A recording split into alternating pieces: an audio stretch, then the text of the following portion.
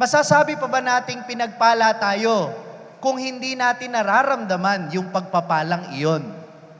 Ang atin bang pakiramdam ang basihan kung tunay tayong pinagpapala ng Diyos? Isipin ninyong mabuti. Dahil ito rin yung tanong na sinasagot o sinisikap ni Jesus na ipaunawa sa kanyang mga alagad. Kayo ba'y naparito dahil nakita ninyo ang kadakilaan ko at gusto ninyo kung makilala nang sa gayo'y manalig kayo sa akin? O nandito lang kayo dahil nakakain kayo ng libre?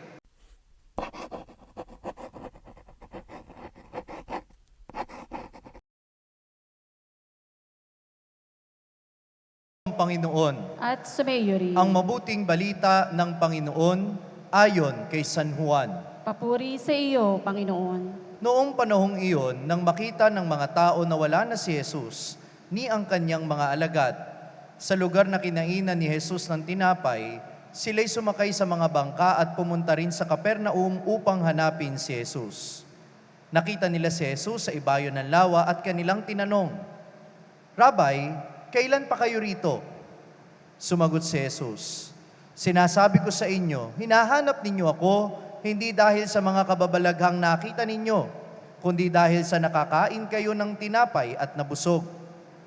Gumawa kayo hindi upang magkaroon ng pagkaing nasisira, kundi upang magkaroon ng pagkaing hindi nasisira at nagbibigay ng buhay na walang hanggan.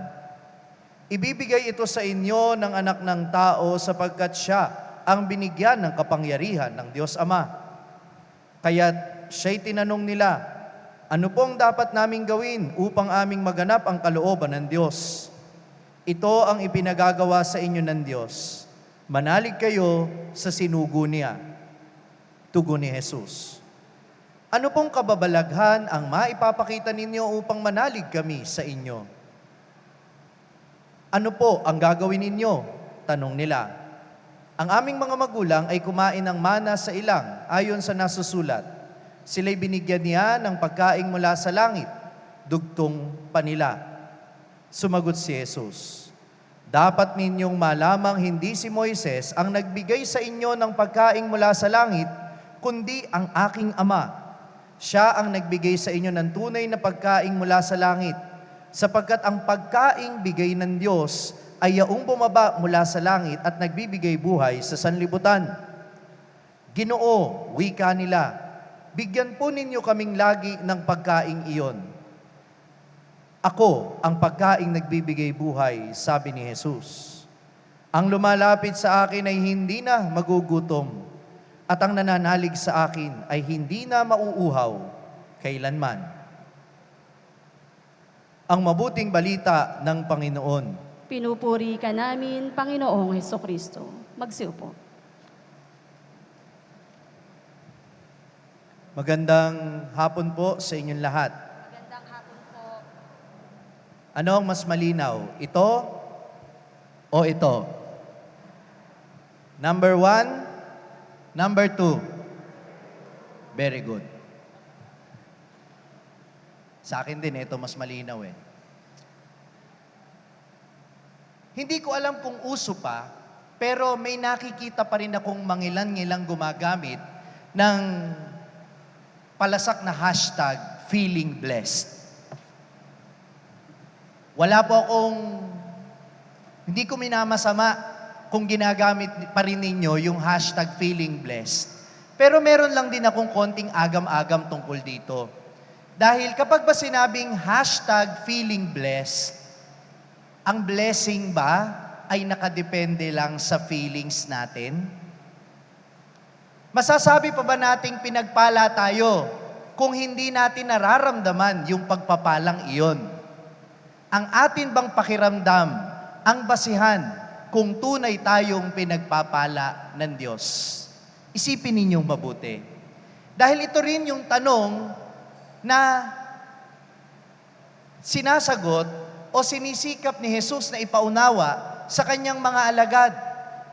Kayo ba'y naparito dahil nakita ninyo ang kadakilaan ko at gusto ninyo kung makilala nang sa gayo'y manalig kayo sa akin? O nandito lang kayo dahil nakakain kayo ng libre? Sino ba naman ang ayaw ng libreng pagkain?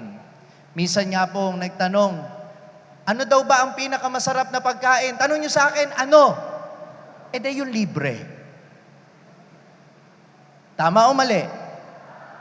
At aminin man natin o hindi, hanggang ngayon, ang palagi nating hinahanap ay kung ano yung makapagpupuno sa kalam ng sikmura. Hindi lang po yung mga taong naghahanap kay Jesus noon ang naghahanap ng ipupuno sa kanilang sikmura dahil magpahanggang ngayon, kung meron mang dahilan kung bakit lumalapit sa Panginoon ang mga tao, madalas ito ay para sa pangangailangan pangkatawan. Bakit ba natin gustong tumaas ang sweldo natin? Bakit ba natin gustong makabayad sa utang? Bakit ba natin gusto na magkaroon ng mas magandang trabaho? Bakit ba natin gustong umunlad ang buhay natin? Hindi ba para din sa mga pangangailangan natin sa mundong ito? Hanggang ngayon, aminin natin na kapag tayo ay lumalapit kay Jesus, hindi maiiwasan na ang inilalapit natin ay ang mga pangangailangan natin sa mundong ito. Tama o mali? Hindi masama yun. Pero kapatid, sana'y hindi tayo humihinto lang doon. Kasi ito'y nakalulungkot isipin. Kahit sa mga lingkod ng simbahan, eto sa mga nagse-serve na lang. Napakahirap pong mag-imbita, lalo na sa mga formation program, kung ang iaalok mo lang, eto, na nakabubusog ng isip at ng kalooban. Kapag walang pakain, sigurado ang event lalangawin. Tama o mali? Kung gusto mo na ang mga parishioners ay umattend ng catechism, ng recollection o Bible study, ano ang dapat mong siguruhin? May pakain. Kaya nga walang parasal kung walang minandal. Hanggang ngayon, ang paglapit natin sa Panginoon ay palaging may kasamang personal na interes na malamanan o mapunan ang pagkalam ng ating sikmura. Uulitin ko, hindi masama yon dahil totoo namang may mga pangangailangan tayo sa mundong ito. At narito si Jesus para tugunan ang ating mga pangangailangan sa mundong ito. Amen! Pero hindi lang sa mundong ito ang gustong ipagkaloob na biyaya ni Jesus sa iyo. Dahil kung meron siyang ipagkakaloob sa iyong pagpapala, ito ay pagpapala hanggang sa buhay na walang hanggan. Kaya nga, inihahambing niya ang kanyang pagpapala sa pagpapalang tinanggap ng mga Israelita mula kay Moises. Itinama nga ni Jesus yung mga Israelita. Hindi si Moises ang nagpakain sa inyo, kundi ang Diyos mismo. Pero ang ibinigay na pagkain sa inyo noon ay pagkain lamang para sa mundong ito. Nagutom ulit sila at namatay sila kahit kinain nila yung tinapay na yon. Dahil anumang pangangailangan natin sa mundong ito, makapagbibigay lang sa atin ng panandaliang kaginhawaan, makapagbibigay lang sa atin ng panandaliang kasiyahan, mabubusog tayo sandali, pero bukas lang, mararamdaman mo na, kulang na naman at gusto mo ng karagdagan pa. Diba? Ganun naman talaga eh. Kaya nga, sana makita natin na ang ibinibigay ni Jesus, ang kanyang katawan at dugo na tinatanggap natin sa banal na Eucharistia, it is not just a matter of feeling. It is a blessing that surpasses all feelings. Ang katawan at dugo ng Panginoon, hindi mo po pwedeng ibayad sa utang mo, hindi mo po pwedeng ibayad sa Meralco.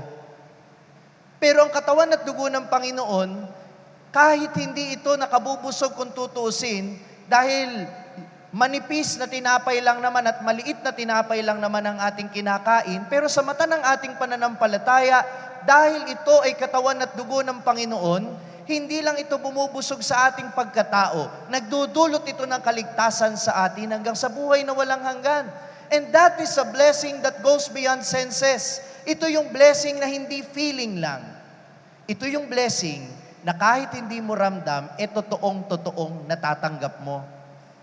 Kaya nga kahit hindi mo nararamdaman at hindi mo masyadong nahahalata, kapag lagi kang tumatanggap ng katawan at dugo ng Panginoon, may nababago sa iyo. Hindi mo lang nahahalata, pero merong binabago ang Diyos sa sino mang tumatanggap ng kanyang katawan at dugo. Sapagkat sabi ni San Pablo sa ikalawang pagbasa natin ngayon, ang sino mang na kay Kristo ay bagong tao na, hinuhubad na. Hubarin ninyo ang dating pagkatao at ngayon ay may bago na kayong pagkatao kay Kristo. Because the Holy Eucharist does not only satisfy, it transforms us, it sanctifies us. Binabago tayo nito, pinababanal tayo nito, ginagawa tayo nitong karapat-dapat na magkamit ng buhay na walang hanggan. Nakikinig pa kayo? And that is a blessing that you cannot get from anywhere except the Holy Eucharist. Dito lamang sa banal na Eucharistia ninyo matatanggap itong biyayang ito. Itong biyayang ito, maaring hindi kayo conscious na hinihingi ninyo. Dahil pag pumunta kayo dito, may kanya-kanya kayong hiling para sa kanya-kanya ninyong buhay. Pero kahit ano pa ang daladala ninyong kahilingan dito, lahat tayo siguradong pinagpala paglabas ng simbahang ito, sapagkat ang tinanggap natin ay hindi lang biyayang nakabubusog ng katawan, kundi nagbibigay ng tunay na kaligtasan. Amen po ba yon? Meron pong isang obispo, ang pangalan po niya ay si Venerable Francis Xavier Nguyen Van Thuan. Siya po ay naging prisoner of war at dahil siya'y Katoliko at dahil siya'y obispo, tinakip siya ng walang dahilan. Nakakulong siya nang hindi man lang siya dininig. Dahil wala siyang nadala sa bilangguan, binigyan siya ng pagkakataon ng militar na humiling sa labas sa pamamagitan ng isang sulat kung ano ang mga kailangan niya sa loob ng preso. Hindi siya nagsulat ng toothpaste, ng toothbrush, ng tissue, ng sabon. Ang sabi lang niya sa sulat niya, umaasim ang aking sikmura, kumakalam ang aking sikmura, bigyan niyo ako ng gamot para sa aking sikmura. Alam ng mga tao na nakakikilala sa kanya na na walang sakit sa sikmura, si Francis Xavier Nguyen Van Thuan. Alam nila na ito ay tumutukoy sa tinapay at alak na kailangan niya para siya'y makapagmisa. Kaya nung na-realize sila yon, inilagay nila ang alak sa isang bote ng gamot para sa sikmura. At yung mga osya, inilagay nila sa loob ng flashlight para hindi halata. At sa loob ng 13 taon, ang bumubuhay sa katawang lupa at sa pag-asa, sa diwa at sa puso ni Francis Xavier Nguyen Van Thuan ay ang pagtanggap niya kay Kristo araw-araw sa banal na Eucharistia. Dear brothers and sisters, without the Eucharist, we die. Kung walang misa, mamamatay tayo. Dahil si Jesus mismo ang nagsabi, ako ang tinapay ng buhay. At kung hindi natin siya tatanggapin sa banal na komunyon, mawawalan tayo ng buhay. Can we say that all together? Without the Eucharist, we die. Kung walang misa, tayo'y mamamatay. At kung yan ang ating mentality, kung yan ang ating mindset, we cannot miss a Sunday without going to Mass. Because our life is Jesus, and we receive Jesus in the Holy Communion. Do I hear an amen? Minamahal ko mga kapatid, hindi nakadepende sa feeling mo ang pagsisimba. Na kapag ka tinatamad ka at ayaw mo, aayaw ka na.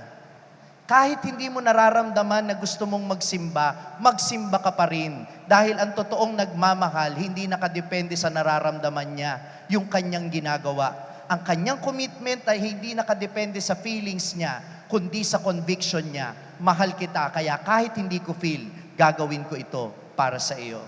At kung gusto mong makamit ang kaligtasan, kahit hindi mo ramdamang magsimba, magsisimba ka pa rin. Dahil ang mahalaga sa iyo ay ang kaligtasan mo. And that is my message now that we are celebrating the memorial of Saint John Maria Vianney, ang patron po ng mga pari. Kaya ngayon, ipagdasal po natin ng mga pari. Dahil sa totoo lang, alam ko naman din at alam naman nating lahat, hindi naman lahat ng pare feel nyo.